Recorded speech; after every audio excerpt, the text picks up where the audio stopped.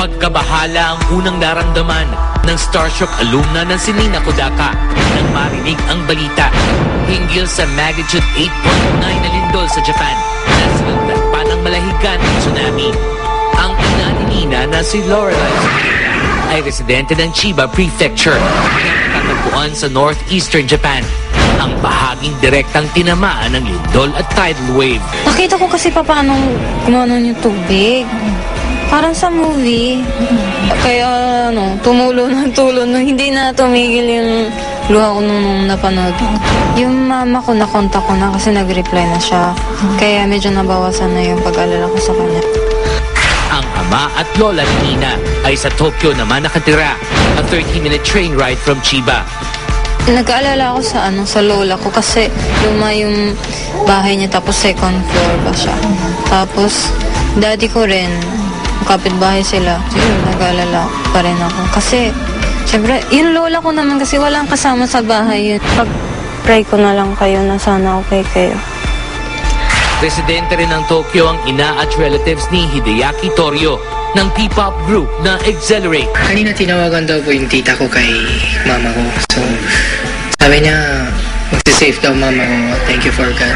Thank you God. Kung sa lahat ng mga Japanese, mommy and daddy, kuya at kamag-anak ko, sana mag-pray tayo kung sana hindi mangyayari ulit yung lindol. Samantala, nasa gitna ng ensayo ang national football team sa Gotemba City sa Shizuoka Prefecture nang maganap ang napakalakas na lindol. Ang Shizuoka ay isang oras ang layo mula sa Tokyo. Shortly after the earthquake, nag-tweet ang ilang member ng Philippine Nationals upang tiyaking ligtas sila sa Japan.